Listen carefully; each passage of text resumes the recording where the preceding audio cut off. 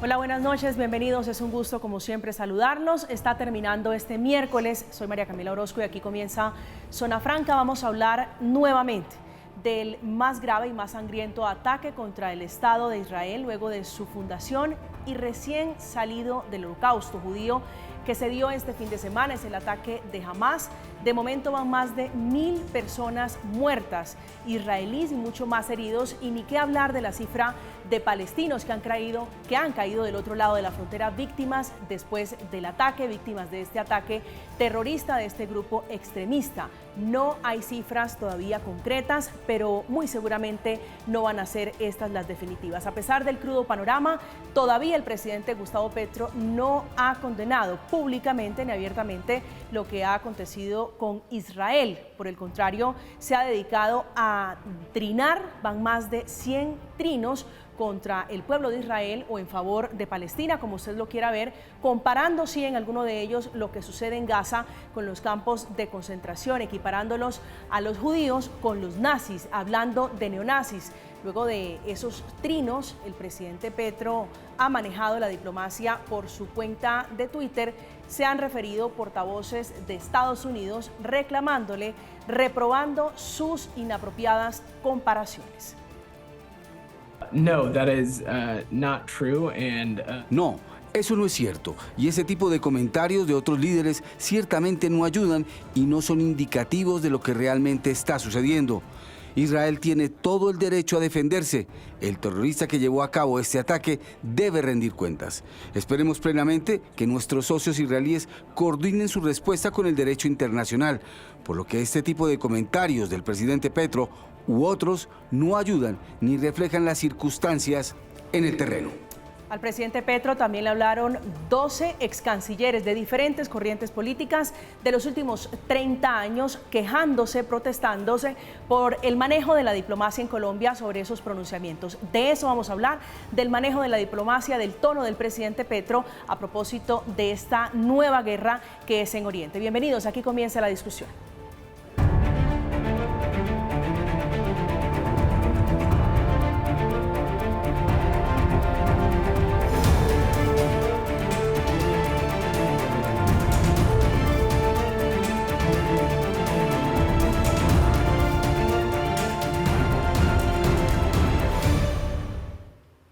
El Papa Francisco también se pronunció a propósito de lo que está ocurriendo, de este ambiente de guerra en Israel y Palestina. Le habló a Hamas pidiéndole que libere a los secuestrados y se refirió a Israel diciendo que tiene todo el derecho a defenderse.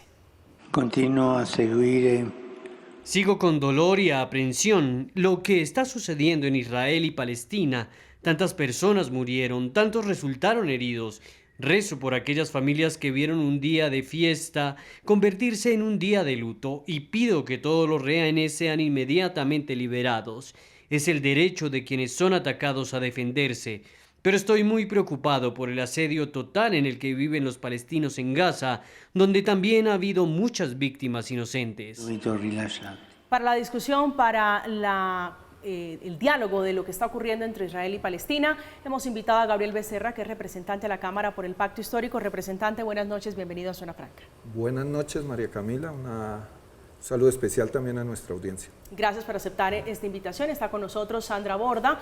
La doctora es analista política, es profesora e investigadora muy destacada. Profesora Borda, es un placer siempre tenerla en esta mesa. Bienvenida. No, muchas gracias por la invitación, María Camila. Un saludo a los contertulios y por supuesto a la audiencia. Gracias por aceptar este diálogo. Está con nosotros Yasmín Balaguer, también es analista política, analista del conflicto, analista de estos asuntos que hoy nos convocan. Profesora Balaguer, bienvenida a Zona Franca. Mucho gusto, María Camila, muchas gracias y un saludo para los televidentes. Gracias, representante Becerra. Hoy el último reporte que tenemos es la confirmación de que Hamas efectivamente asesinó 40 niños en zona de Franja de Gaza. Eso cambia un poquito el panorama para las declaraciones del presidente Petro. ¿Debería modificar y correr la línea el presidente Petro y su visión de lo que piensa de Hamas y lo que piensa de Palestina? Bueno, María Camila, yo lo primero que quiero saludar es que en los espacios de opinión se permita hablar del conflicto entre los palestinos y los israelíes y el conflicto árabe-israelí. Volvemos a hablar, profesora Sandra, de ese conflicto. Y lo volvemos a hacer lamentablemente no porque nos indignen todas las muertes, sino porque ahora hubo un hecho que es totalmente reprochable, como es totalmente reprochable toda la afectación a la población civil, sea ella árabe, palestina o sea israelí. En eso creo que no puede haber equivocación y menos de parte nuestra, quienes padecemos un conflicto armado tan largo y quienes hemos padecido la guerra. Pero lo que creo es que hay que tratar de ofrecer a la ciudadanía y a la opinión pública una visión que vaya más allá del rechazo o no a una de las facciones. Yo creo que hay que tratar de ilustrar la conflictividad y el contexto que se está viviendo hoy en el conflicto entre Palestina e Israel, señalando que hay un problema de fondo y es la ocupación que ha habido contra el pueblo y contra la nación de Palestina por parte de Israel, que ha generado no solamente estas consecuencias atroces que involucran niños, mujeres y que merecen todo el rechazo, sino que en más del 87% ha generado consecuencias iguales o peores contra el pueblo palestino. Y en eso voy a la pregunta tuya. Creo que el presidente Petro es nítido. El presidente Petro, que viene de una tradición de la lucha política progresista de izquierda, expresa una postura, yo diría, consecuente de su vida frente al conflicto de Palestina con Israel. Y ha solicitado, lo hizo antes de esta masacre y de estas circunstancias en Naciones Unidas, que no haya un trato distinto en la comunidad internacional frente a conflictos internacionales que son distintos lógicamente en sus contextos, en sus tradiciones, en sus historias, pero que lamentablemente son tratados por Naciones Unidas o por los estados o por la opinión de los grandes medios de manera distinta. Entonces, yo quiero insistir en la postura que tenemos desde el presidente de la República en la política exterior de defender la necesidad del diálogo, de defender la necesidad de lo que ha planteado la legalidad internacional a través de resoluciones de Naciones Unidas, en función de que sea el diálogo el que permita la coexistencia de dos estados y la coexistencia de dos pueblos de manera pacífica. Profesora Balaguer. Bueno, es lamentable el desconocimiento del presidente, que no podríamos decir que es por ignorancia o es como muchas veces se ha calificado, que no sabe lo que está haciendo o está actuando sin algún propósito lógico o racional. Aquí él está buscando lamentablemente y lo está logrando un liderazgo a nivel internacional, pero un liderazgo absolutamente nefasto y negativo alrededor del desconocimiento del derecho internacional humanitario, en donde confunde lo que es la legítima defensa amparada por el derecho internacional humanitario y las víctimas civiles que resultan cuando hay un ataque deliberado, como es en este caso un genocidio, como fue lo que ocurrió el día sábado, en donde más allá de ser un ataque contra la población civil, era un ataque directamente contra los judíos porque se buscaron puerta por puerta. Está catalogado en esas características como un genocidio específicamente hacia la población judía, lo cual se aparta de cualquier tipo de justificación. Cuando hacemos cuando lo unimos a llevarlo al debate histórico que ha tenido el conflicto palestino-israelí o con Hamas incluso, estamos diciendo que hay alguna razón válida para hacer este tipo de vejámenes contra la población civil, específicamente judía. Entonces, el presidente en todos estos trinos, casi 100, lo que está haciendo es justificando que esto es equivalente a unas lamentables víctimas civiles cuando Israel ejerce la legítima defensa, o la victimización en Gaza, producto principalmente de Hamas, que es en Gaza hay una dictadura por parte de Hamas que no representa y que se instrumentaliza o se trata de unir a Gaza con Palestina como si esto lo representara, pero están instrumentalizados, secuestrados, se les roban absolutamente los fondos y los destinan principalmente para túneles o cohetes para atacar a la población civil.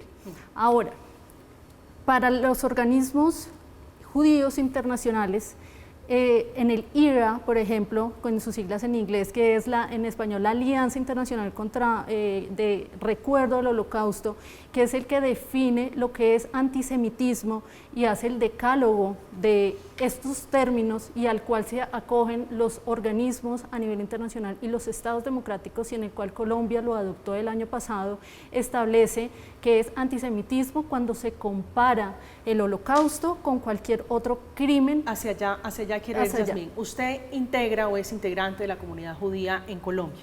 ¿Qué siente usted como integrante de esa comunidad cuando el presidente hace el silogismo o dice que aquí estamos frente a neonazis? Bueno, lo que siente la comunidad y a nivel internacional es que no hay las garantías que un presidente que así hable como se sabe a nivel internacional. Por ejemplo, por eso los organismos internacionales o incluso el Congreso Judío Mundial o el portavoz del secretario Blinken, cuando hace la separación de lo que es el presidente y sus posiciones personales, es muy cuidadoso en separarlo y a separar del Estado colombiano e incluso decir Colombia. Habla del presidente Petro, y eso para nosotros y para la comunidad local y a nivel internacional es absolutamente claro que son unas posturas personales del presidente, pero el hecho de ser el presidente del país claramente es riesgoso porque él mueve unas masas dentro de sus seguidores hay radicalismos que pueden atentar, como hemos visto, la embajada o incluso despertar o promover ciertos brotes antisemitas en el país y en la región. Entonces eso es, digamos, una de las consecuencias inmediatas y a mediano y largo plazo que podemos tener. Yo tengo 3 reparos grandes con la forma en la que el presidente se ha acercado al tema de la guerra que estamos, la última versión de la guerra por la que estamos atravesando. Creo que mi primer reparo, aunque representante, yo aprecio mucho el intento pedagógico, pero a pesar de ser profesora yo no creo mucho en las redes sociales como un escenario para hacer pedagogía, pero aprecio, digamos, que haya una discusión estructural sobre ese tema. Mi único reparo está en que en esa discusión estructural la única responsabilidad y la única condena que ha logrado encontrar el presidente ha sido hacia el Estado de Israel. Y en una lista de más de 120 tweets desde el sábado no ha logrado condenar los ataques de Hamas el sábado. Si uno quiere tener una posición de principio, una posición ajustada al derecho internacional humanitario, tiene que reconocer que los ataques a la población civil, tanto de Hamas como en ocasiones del Estado israelí, lo estamos viendo en el escenario de la retaliación. Porcentualmente son inmensamente mayoritarias. Lo que usted quiera, sí, pueden ser 3 o pueden ser 100, pero en todos los escenarios de violación al derecho internacional humanitario usted se tiene que pronunciar. Entonces, lo que yo no he podido entender es por qué al presidente le ha costado tanto trabajo reconocer y además condenar el ataque a la población civil que hizo Hamas, ataque a personas que estaban desarmadas, a niños, a mujeres, a civiles en general que no tenían ninguna responsabilidad en este conflicto. Yo aprecio mucho y le confieso, yo no me separo de una buena parte de los análisis que hace el presidente sobre el comportamiento del Estado israelí en este conflicto, pero creo que si uno quiere ser ecuánime con la evaluación de lo que está sucediendo, no puede guardar silencio frente a lo que ha hecho Hamas, que ni siquiera la misma población palestina lo aprueba. En una muy buena parte lo que ha llevado a que Gaza esté en este grado de aislamiento en el que se encuentra es justamente que la población palestina no ha podido manifestarse democráticamente a favor de formas de autoridad mucho más legítimas y mucho más democráticas. Ahora, mi segundo reparo es un reparo casi de carácter institucional, y es que, como decía antes, yo no creo que las redes sociales sean el mejor mecanismo que pueda encontrar un presidente para sentar una posición oficial de Estado y de gobierno. ¿Usted cree que se pueden separar las dos personas? ¿El presidente Petro como persona, no a se título puede. personal, y el jefe de Estado? No se puede. El presidente Petro es el presidente Petro. Es perfectamente legítimo que antes de ser presidente manifestara todas las opiniones que tiene sobre este conflicto armado, pero ahora su función no es manifestar sus opiniones personales, que son personales porque él no ha consultado esto ni con la Cancillería ni con las instituciones. De hecho, desautorizó a la Cancillería en la posición que asumió inicialmente. Entonces, mi único reparo es: hagamos uso de la institucionalidad, de los mecanismos institucionales para evitar toda esta cantidad de tergiversaciones y toda esta cantidad de mensajes confusos que nos tienen confundidos a nosotros y tienen confundidos a la comunidad internacional. Y mi tercer reparo, rápidamente, solamente para ajustarme un poco al punto que estaba haciendo Yasmín. Hay unas reglas del juego en la conversación internacional sobre la tragedia en la que se constituyó el Holocausto.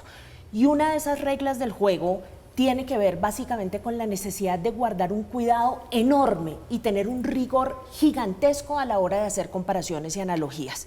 Porque en el ejercicio de hacer comparaciones y analogías, uno puede correr el riesgo de minimizar la tragedia muy particular y muy individual que es el ejercicio o el intento de exterminio nazi durante la Segunda Guerra Mundial de una comunidad completa. Entonces, de nuevo, si va a haber opiniones, si va a haber comparaciones, si va a haber analogías, yo creo que por lo menos ponerle un poquito de cuidado a las formas, a las normas bajo las cuales se ha regido esta conversación, evitaría que la comunidad judía se sienta tan agredida y tan absolutamente irrespetada por los mensajes que ha mandado el presidente.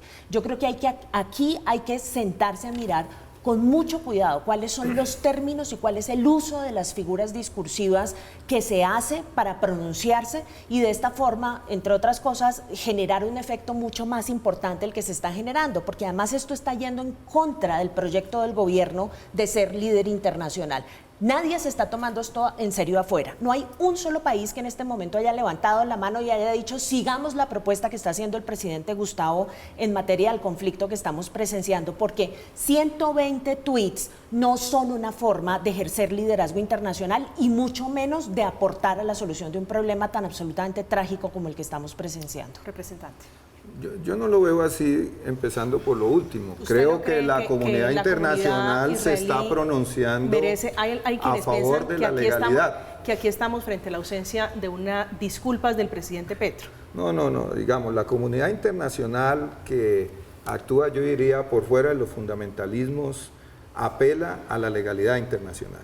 Y la legalidad internacional es acatar las múltiples resoluciones de Naciones Unidas que rechazan la ocupación de Israel, que exigen que haya una salida dialogada y que además pues se pronuncia en contra de estos hechos de violencia. Yo creo que a los colombianos Petro se ha pronunciado contra Hamas, representante. A los colombianos les debe quedar claro. Pero para que avancemos en la discusión, el presidente Petro ha rechazado el terrorismo de Hamas. El presidente Petro está en contra de la violencia contra la población civil en todos los conflictos del mundo. Tú decías algo ahorita, María Camila, que creo que no era lo suficientemente riguroso porque escuché las declaraciones del Papa. El Papa no nombró a Hamas. Si usted mira el tuit del Papa, el Papa no nombró a Hamas. ¿A quién se refería el Papa cuando pedía la liberación de secuestrados, del Estado, de rehenes? Ah, no, pues yo puedo decir lo mismo de la declaración de la Cancillería. Es que estamos hablando del conflicto entre Israel y Hamas. ¿Y a quién se refiere, María Camila, el pronunciamiento de la Cancillería cuando dice que rechaza todos los atentados contra la población civil en el contexto de los hechos que acaban de ocurrir? Pues de Hamas. Lo que pasa es que yo creo que sí hay una idea de minimizar la dimensión real del conflicto. Yo creo que, como dijo el presidente, el comunicado que sacaron los excancilleres en general se puede suscribir, pero yo digo, ¿y por qué los excancilleres no señalan el derecho del pueblo y del pueblo palestino a tener... Citan las mismas resoluciones que usted está citando, pero es que es exactamente, yo estoy de acuerdo con usted, yo hubiera querido que ese comunicado fuera más explícito a la hora de decir que efectivamente se están violando los derechos de los palestinos en las comunidades ocupadas. En eso estamos totalmente de acuerdo. Mi pregunta es, ¿por qué puede ser explícito nombrando al Estado israelí cuando viola esos derechos y no puede ser explícito nombrando a Hamas cuando viola los derechos de los ciudadanos israelíes? Yo creo que hay que preguntarle al Santo Padre y no, creo, yo estoy hablando del presidente, el presidente ha rechazado la población. Pero ¿por qué nombra a unos y no a los otros? Porque el presidente tiene un enfoque frente al conflicto que quiere ir más allá de la coyuntura, Sandra.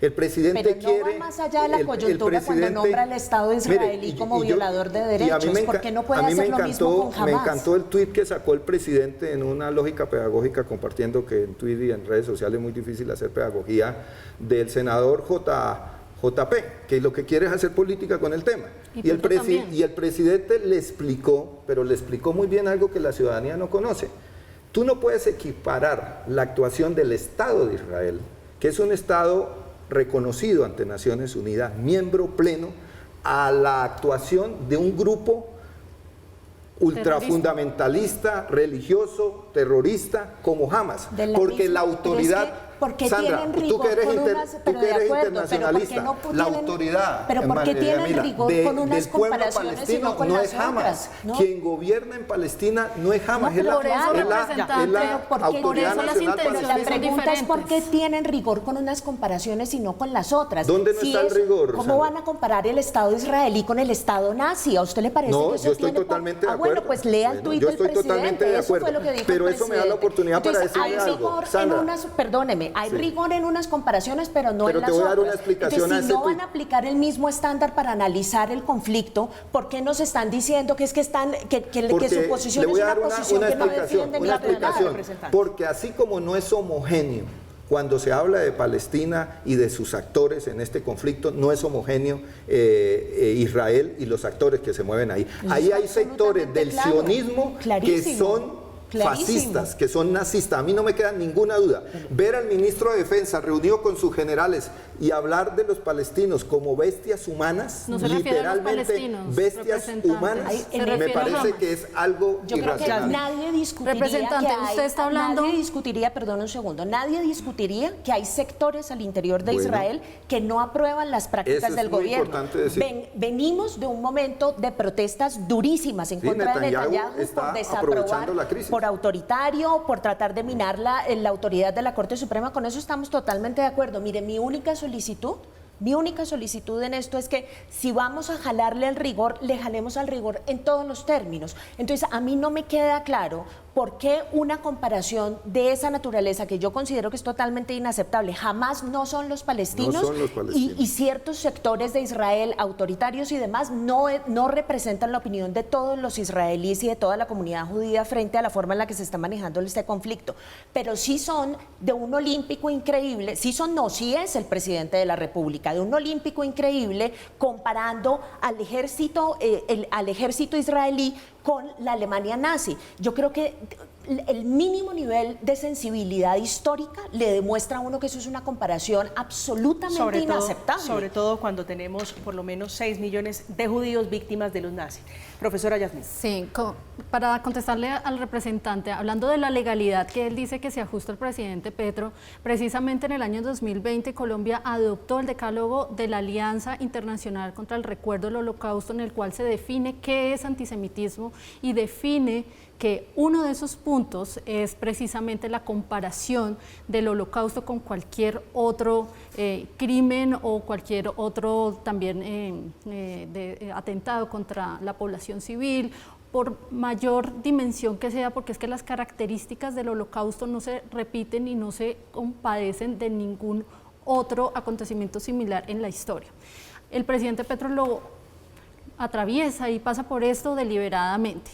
Ahora, lo que sucede entre Israel y Palestina, entre Israel y las víctimas en un lado y en el otro, son las intenciones, ya que Israel, cuando bombardea objetivos legítimos... No funciona con intenciones. No, sí funciona porque hay un... Es positivo, sí, está taxativamente en los convenios de Ginebra. ¿Usted lo cumple o no lo cumple? La Carta de las Naciones Unidas prohíbe en general la guerra, pero también tiene unos apartados que dan un ius ad bellum, que son esas causas que legitiman a los estados para ejercer la violencia contra otro. Y uno de esos es la legítima violencia. Que ha habido, es decir, violar los convenios de Ginebra no lo legitima nadie. Solamente para aclarar un poco esto, el derecho internacional humanitario es el derecho que aplica en situaciones de guerra. Los derechos humanos se aplican en todas las situaciones, derecho internacional humanitario aplica en situaciones de guerra. Y el derecho internacional humanitario deja absolutamente claro que es deber de todas las partes en conflicto, de Hamas y del Estado israelí, respetar a la población civil. Eso es claro. Entonces, eso es una responsabilidad de la que no se van a librar ni Hamas ni el Estado israelí. Claro. Y yo simplemente quisiera decir una cosa sobre eso. Vea, representante, con todo el respeto, pero hasta que el presidente Petro no logre ponerse en el lugar de sancionar y de condenar igualmente a todas las partes que están violando el derecho internacional humanitario, ustedes perdieron la autoridad moral para utilizar el derecho internacional humanitario como argumento. Porque uno el derecho internacional humanitario lo utiliza para todo o no lo utiliza para nada, pero no lo utiliza para lo que le conviene. Sobre eso quiero preguntarle.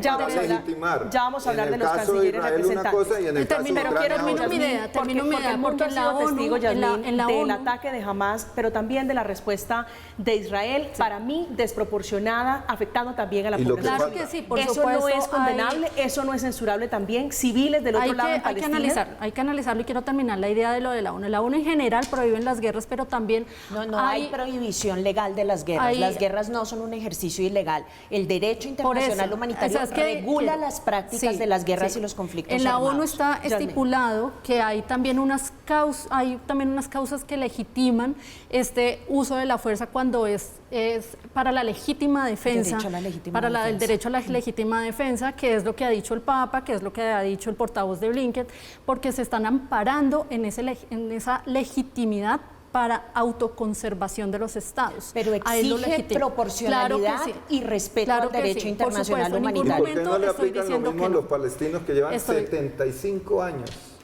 padeciendo la ocupación? Ahora, cuando se ejerce Israel la legítima defensa, siempre tiene el objetivo, ¿cuál es? Que es la diferencia con lo que hace Hamas. Hamas, el objetivo cuando ataca a Israel es la población civil y es una política de Estado porque ellos están usurpando el Estado de Palestina. Es una política de Estado, a diferencia de lo que pasa con Israel, que cuando ataca objetivos legítimos en Palestina, el objetivo no es la población civil, el objetivo son los terroristas de Hamas y por eso hace todas las advertencias posibles los daños colaterales son... quiero terminar ahí porque es que esto hace parte de la legitimidad. Para redondear la idea, Yasmín. Sí, Israel utiliza todos los mecanismos previos para advertir a la población civil a través de mensajes de texto, de sobrevuelo con documentos en donde se está diciendo que está encerrada y no tiene para dónde ir. Ahora de mayor densidad que existe les en está cualquier lugar del mundo. Les está advirtiendo, a pesar de perder ventaja militar de lo que esto implica. Pero, ¿qué pasa? Hamas, como obviamente estamos en una dictadura dentro de Gaza, no permite y obviamente no resguarda a su población civil ni les permite escapar para buscar refugio.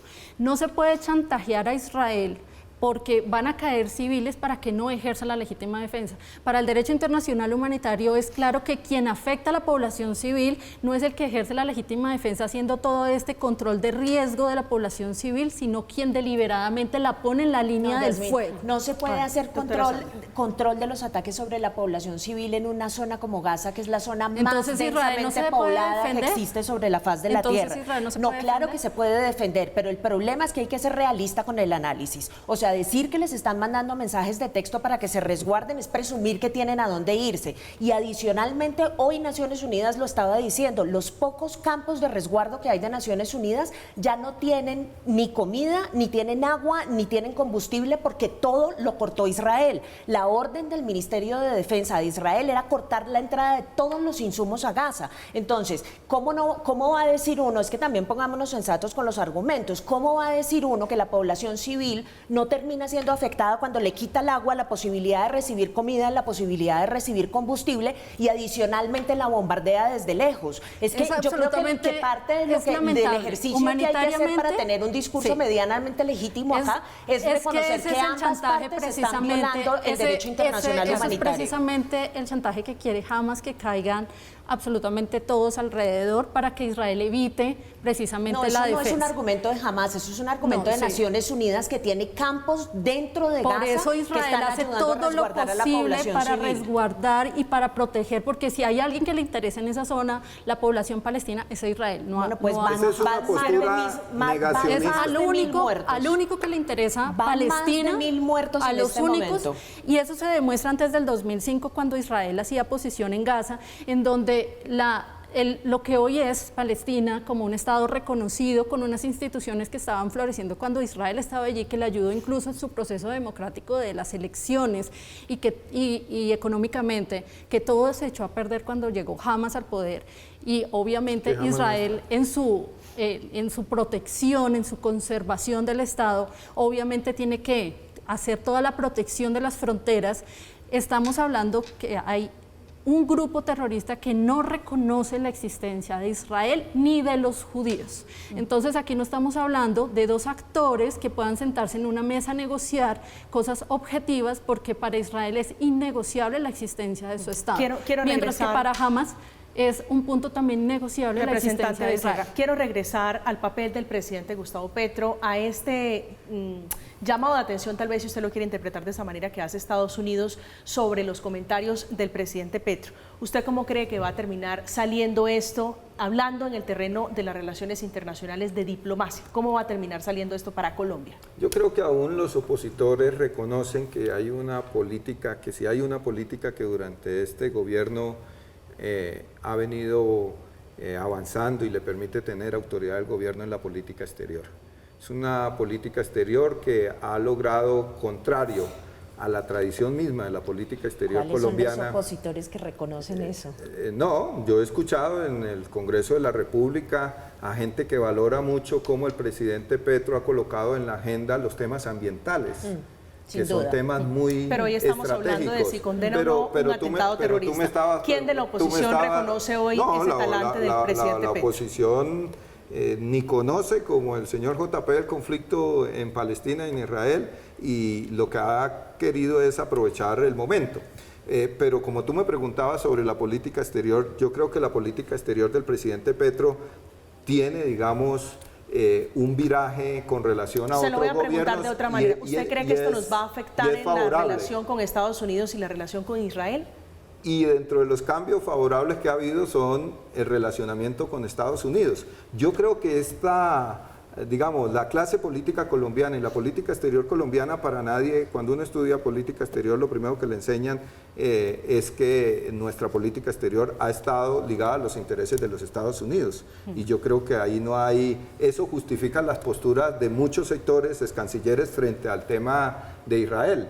Pero lo que yo quiero decir es que el presidente ha planteado un relacionamiento con Estados Unidos a partir del respeto a la autonomía de las posturas de cada una de las naciones. Eso en un sistema democrático no debería causar sorpresa, pero yo sé que muchos sectores parten de la premisa que no puede haber ningún tema en el cual nosotros nos diferenciemos de Estados Unidos, porque la tradición nuestra es estar siempre con Estados Unidos. Entonces, yo lo que te quiero decir es, en el tema de la lucha contra la guerra, que no es solamente en el Medio Oriente, sino que también es en Ucrania y que también es en la región, el presidente Petro ha dado un viraje y lo va a mantener. Y yo creo que es favorable para los intereses internos de la nación colombiana, pero además creo que tiene respaldo internacional.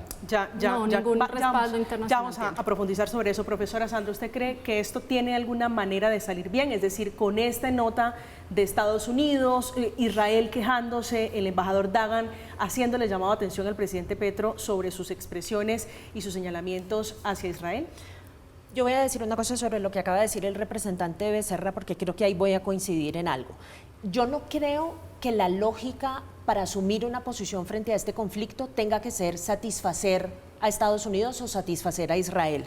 Yo no creo que como el llamado de algunos ex cancilleres tipo Marta Lucía Ramírez que dicen, uy, cuidado con la cooperación militar con Israel, yo no creo que ese deba ser el criterio que uno tenga que utilizar para fijar una posición acá, e insisto, no creo que nos debamos sumar a la coalición que está construyendo Estados Unidos y que busca respaldar irrestrictamente a Israel. Yo estoy absolutamente convencida de eso. Creo que la posición que tiene que asumir Colombia es una posición mucho más parecida a la que asumió Chile, que es una posición de principio, no es una posición de adoptar bandos, ni el uno ni el otro, porque ninguno de los dos está respetando el derecho internacional humanitario. La posición que debería asumir Colombia es una posición de condenar el comportamiento violatorio del derecho internacional humanitario, venga de donde venga, porque los crímenes de guerra son crímenes de guerra independientemente de quién sea el perpetrador, y buscar que haya un desescalamiento de las tensiones, las dos cosas con un único objetivo, que es proteger a la sociedad civil. Ese debería ser el único objetivo que esté persiguiendo el gobierno colombiano en este momento. Lo otro, yo honestamente no creo que genere liderazgo de ningún tipo. Yo honestamente creo que yo no he escuchado a nadie Presidente diciendo Lula tiene una postura muy parecida. Sí, pero eso no es porque Y por no es Petro. cualquier cosa, Pero eso no es por Petro. No, estoy totalmente Y de yo acuerdo. cuestiono igualmente la posición de Lula. Para mí la posición ideal en este momento en América Latina es la posición de principio que ha esgrimido el presidente Gabriel Boric. Yo no creo que esto esté arrastrando nada. Yo no creo que esto nos esté constituyendo en líderes de ningún tipo, y creo que más bien lo que le estamos demostrando al mundo es que tenemos la política exterior convertida en un desbarajuste total, y que nuestra política exterior en lo único que consiste es en un presidente sentado frente a su celular tuiteando todo el día. Estamos en Zona Franca, estamos hablando de este nuevo capítulo de guerra. Es la guerra desatada luego del ataque de Hamas a Israel, allí donde cayeron civiles. Hay una colombiana, Ivonne Rubio, que es la primera colombiana que confirmó la Cancillería de este país, es víctima de este grupo terrorista, de este grupo extremista. Las imágenes que están viendo ustedes son de El Kibutz, que fue allí el lugar donde hombres de Hamas se llevaron niños.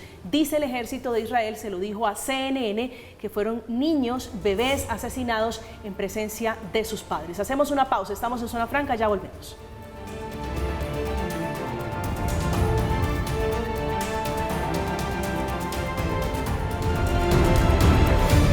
Estamos de regreso en Zona Franca hablando de Estados Unidos, de ese llamado de atención tal vez que le hizo el presidente Petro luego de sus declaraciones sobre Israel y sobre Gaza, que dice el presidente es un campo de concentración, pero también de esta carta que van a ver en pantalla, que la firman 12 ex cancilleres de diferentes gobiernos, haciéndole un llamado al presidente Gustavo Petro. En uno de sus párrafos, es una carta realmente muy breve, dicen: los mensajes del presidente de la República y de la Cancillería colombiana se separan de manera radical de la tradición de nuestro país por el respeto al derecho internacional y al multilateralismo, que es la forma de decirle al presidente Petro que no ha condenado los actos terroristas de Hamas. Representante Gabriel Becerra, me gusta la lectura de la doctora Sandra Borda en cuanto al liderazgo internacional del presidente Petro. Ese es un proyecto del presidente, se ha mostrado incluso en escenarios internacionales con la intención de liderar algunos temas. ¿Usted lo ve viable, lo ve posible con lo que está ocurriendo alrededor de este capítulo de guerra?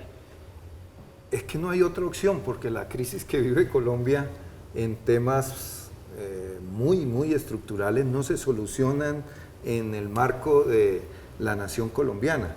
Yo sé que en muchos sectores hay una visión muy provinciana de la política, pero cada vez más la crisis mundial en los campos del calentamiento global, en los temas de la guerra, en la crisis económica, exigen acuerdos mundiales.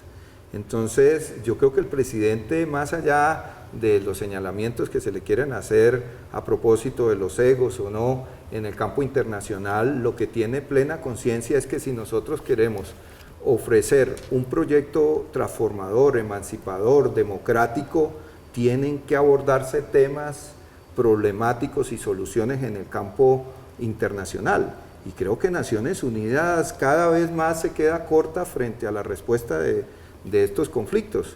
En el campo del calentamiento global y de la crisis climática, y Petro va a solucionar algo que no soluciona ni aquí localmente. Que a diferencia del anterior presidente, que era muy provincial y sobre todo genuflexo frente a la política exterior porque estaba atada a la política de los Estados Unidos, el presidente Petro es un estadista. Acá estamos hablando de derechos humanos. Sin lugar a dudas. Y está colocando en la agenda internacional temas estratégicos. Y creo que ha ganado una autoridad. Yo creo que internamente, no, creo que el presidente... Está diciendo lugares comunes. No es ningún lugar común. No sé qué opinión tenga la profesora Borda, que pues es especialista en esos temas, pero creo que acá ha habido un viraje donde el protagonismo del presidente Petro, si bien es cierto, puede ser polémico a propósito de este tema, en otros campos es realmente de una agenda estratégica.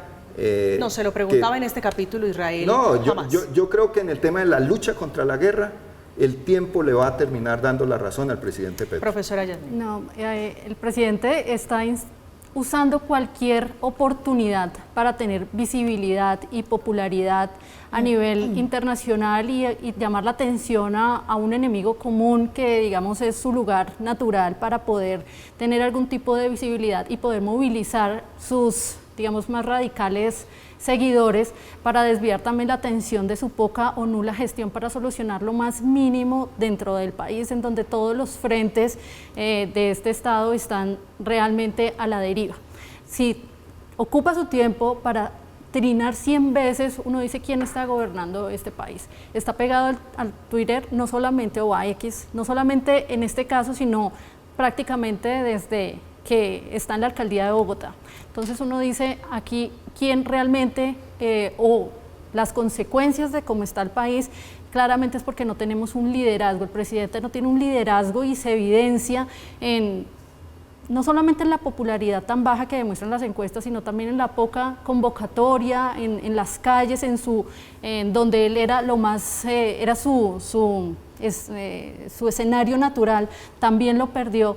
Para él necesita hacer esa división nuevamente entre los buenos, entre los malos, entre la izquierda, entre la derecha, y esta oportunidad, lamentablemente, de lo que está sucediendo en Medio Oriente, para él es una oportunidad magnífica para renovar sus buenos y malos y los nuevos nadies, los palestinos, para obtener nuevamente una figura o una bandera para poder movilizar y para poder tener o sumar estos adeptos que desvíen esa atención de la nula gestión que tiene. Doctora Borda, ¿quién cree o quién ha visto usted recogiendo las tesis del presidente Petro alrededor de este conflicto? Digo, el presidente Petro en escenarios internacionales se ha echado unos discursos y él en sus teorías dice, lo han recogido incluso medios chinos, medios de distintos países. ¿Quién está hoy respaldando al presidente Petro? No, mire, lo que pasa es que yo no me voy a poner a hacer las cuentas porque eso es muy complicado, pero yo creo que hay que hacer un ejercicio y es el de como desglosar en qué es lo que consiste el liderazgo internacional. Yo creo que el liderazgo internacional está compuesto de dos cosas, está compuesto de buenas ideas, ¿no? Las buenas ideas se transmiten a través de los discursos, eso es importante, digamos, tener una idea clara de hacia dónde quiere ir uno en materia internacional es clave, pero también están compuestos por gestión. Las buenas ideas, si no están acompañadas de gestión, se convierten en discursos vacuos. Y creo que el gran problema que tiene el gobierno y que tiene el presidente Petro es que es muy bueno, tremendamente prolífico en la producción de ideas, algunas de ellas uno puede estar de acuerdo con ellas, bueno, digamos, cuando a uno le queda tiempo para seguir la marcha de tanta idea, porque es que, digamos, algunos trabajamos, entonces no, el presidente es muy prolífico en cantidad de ideas. Y afortunadamente incapacidad en materializarlas. Pero el tema de la ejecución es un tema en el que no se ha avanzado absolutamente nada durante este gobierno en materia internacional y todo lo contrario se ha retrocedido. Los nombramientos en las embajadas, particularmente en las embajadas claves para este país, probablemente con la excepción de Estados Unidos, son nombramientos que no son consecuentes con la idea no solamente de pensar un liderazgo internacional, sino también de ejercerlo.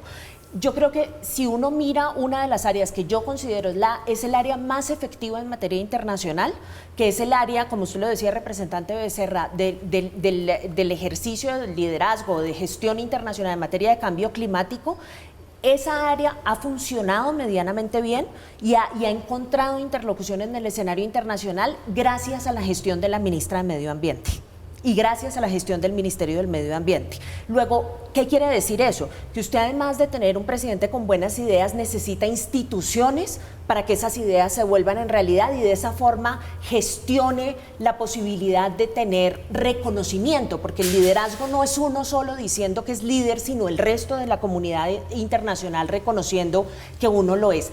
Eso con una cancillería en el estado en el que se encuentra nuestra cancillería en este momento, que tradicional e históricamente ha sido tremendamente débil y hoy está más desbarajustada que nunca, gracias a la ausencia y la falta de liderazgo del canciller Leiva, eso no se puede llevar a cabo en la forma institucional que conocemos en este momento. Si uno quiere que el presidente, si uno quiere que la gente se tome en serio el discurso del liderazgo internacional del presidente, el día que empiece a invertir recursos en la institucionalidad de política exterior, ese va a ser el día que se lo van a empezar a tomar en serio. Yo le voy a dar dos ejemplos. No va a ser en este gobierno. El ejemplo más inmediato y útil para los intereses colombianos y sobre todo para quienes venimos de frontera.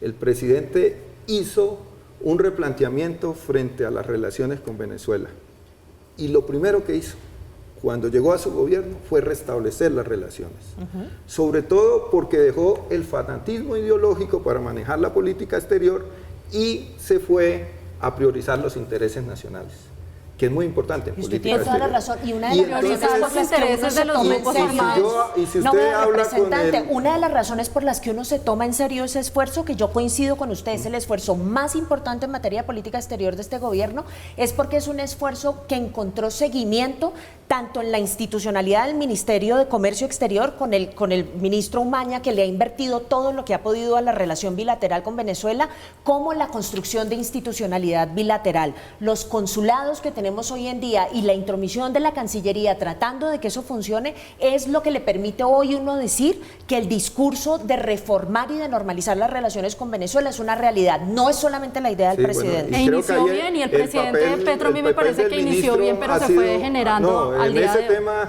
Tenemos un ministro muy serio que además venía de manejar esos temas en su vida profesional y ha sido muy efectivo. El presidente Petro fue una sorpresa al comienzo. Y yo creo que en los temas, digamos, más gruesos, como el cambio climático y los temas de la guerra y la paz, si bien es cierto, siempre habrá que mejorar la gestión, creo que hay variables que no dependen del presidente. Por ejemplo, las propuestas que ha hecho el presidente desmarcándose de la política de Estados Unidos y de Europa frente al conflicto en Ucrania y la posibilidad también de hacer un viraje frente al conflicto con Palestina, pues un Estado como Colombia no tiene la capacidad para hacerlo. Desmarcándose si hay un montón de comunicados de la Cancillería y un montón de firmas del Estado colombiano en comunicados en donde nos acercamos a Europa en la condena de la invasión rusa a Ucrania. No, pero la postura del presidente es suficientemente eso. Porque usted me da la oportunidad para decirle algo que yo he sentido como congresista de gobierno en el gobierno. Y es que cada vez es más claro que nosotros ganamos el gobierno, pero lo que significa el poder del Estado, estamos muy lejos todavía de construirlo, porque la porque se necesita gestión. Porque la institucionalidad porque la capacidad no la tiene de gestión. Doctora Sandra, tiene unos funcionarios, mira, hay funcionarios que se atreven. De pronto lo que pasa es que uno se tiene que hacer a la idea de que cuando gana las elecciones en una democracia eso no significa que uno pueda hacer lo que se le dé. Y otra cosa, uno tiene que necesita trabajar, tiene que hacerse más que hablar comerciales. Que necesita trabajar más que hablar. Una cosa es un funcionario de segundo y tercer nivel que se atreve, como se han atrevido en el gobierno del presidente Petro, a desacatar las orientaciones del jefe de Estado. Eso no es un tema... Estamos hablando del presidente para materializar y de su liderazgo internacional como consecuencia de los más de 100 trinos, hablando de Rusia, hablando de Israel, hablando de Hamas, hablando de Palestina. A propósito, ya es difícil diferenciar los conflictos. Hay guerra en Ucrania, hay guerra en Rusia, como consecuencia de invasiones, es lo que dicen. Esta fotografía la publica EFE hace apenas unos minutos, reconociendo el presidente Biden, el presidente de los Estados Unidos, la masacre de Hamas, de 40 niños inocentes, israelíes, niños que fueron masacrados, torturados en presencia de sus padres. Dice el presidente de los Estados Unidos: nunca pensé que vería imágenes de terroristas decapitando a niños. Hacemos una pausa. Qué difícil esto. Ya regresamos. Estamos de regreso, ya cerrando Zona Franca. Doctora Sandra Borda, su reflexión final sobre, esta interesantísima discusión sobre geopolítica, sobre guerras. Yo diría que nuestra política exterior desde hace mucho tiempo, María Camila, está en una necesidad de cambio y de transformación a la que hay que atender y que yo estoy absolutamente segura que el gobierno del presidente Petro entiende. Pero también invitaría a que esos cambios y esas transformaciones se den en el marco del rigor histórico, de la institucionalidad colombiana, de la necesidad de satisfacer los intereses del país en el escenario internacional y que dejara un poco de lado la necesidad de protagonismo en las redes sociales por las que a veces parece verse apremiado el presidente Petro. Representante Becerra.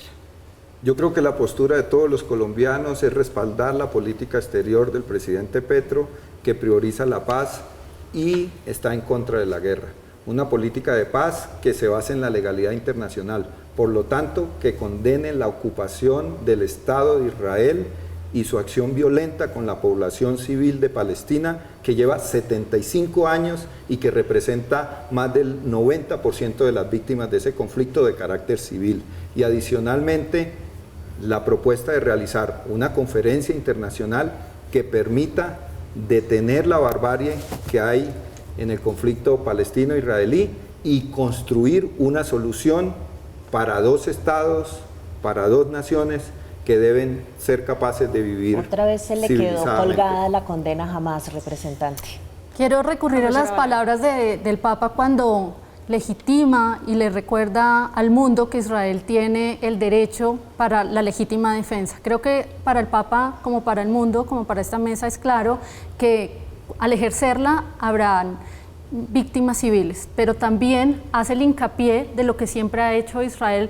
Bueno, pueden haber los reparos de que no siempre, pero no sistemáticamente, nunca lo que se ha hecho unas veces sistemáticamente atacar la población civil deliberadamente. Como democracia, siempre para Israel es una prioridad la protección de las víctimas civiles. Que haya tenido algunos errores o algo es discutible, pero para el Papa es claro que van a caer víctimas y que Israel tomará todas las medidas para tratar de que esto sea el menor impacto posible. Esta noche Yasmín Balaguer, Gabriel Becerra y Sandra Borda hablando de conflicto, hablando del papel internacional del presidente Gustavo Petro con sus declaraciones. A los tres, gracias, doctora Borda, como siempre un placer tenerla aquí. No, muchísimas gracias por la invitación, María Representante Gabriel. Gracias, María Camila, y a nuestra audiencia. Yasmín, un gusto tenerla esta noche. Gracias, María Camila, a la audiencia. Llegamos al final de Zona Franca. Sobre el terrorismo, hay que condenarlo abierta y públicamente, sin ambajes. El terrorismo de Hamás, no hay terroristas buenos. Llegamos al final de Zona Franca. Esta noche nos dejamos con Impacto Económico, con Mauricio Reina, un nuevo análisis económico sobre la realidad del país. Que tengan una feliz noche, que descansen.